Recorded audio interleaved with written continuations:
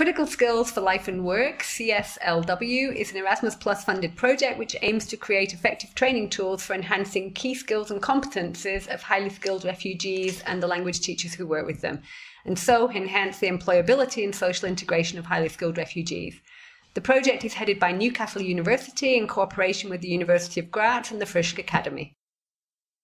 The main output of the project is the Critical Skills for Life and Work toolkit, which is designed to promote the professional intercultural communicative competence of highly skilled refugees and help them to re-enter their professional roles.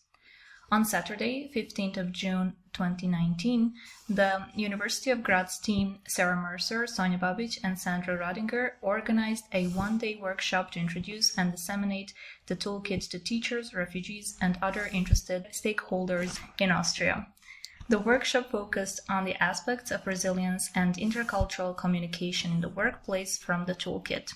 It was organized around a series of input sessions and interactive activities where participants had the opportunity to experience the materials and tasks from the toolkit themselves. In particular, we began by reflecting on the empirical data underlying the design of the toolkit. This stemmed primarily from so-called success stories, which were interviews conducted across all three project settings with highly skilled refugees who had successfully found entry back into professional roles in the host country. A key theme in these data was the notion of resilience.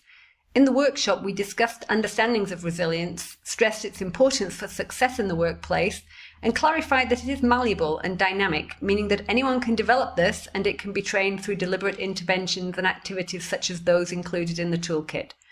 Some examples included gratitude practices, silver linings activities, and mindset tasks.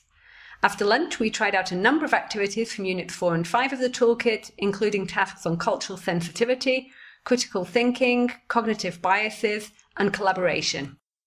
It was a hugely successful day with much interest in the toolkit and its materials, as well as some fascinating discussions and the forming of main friendships.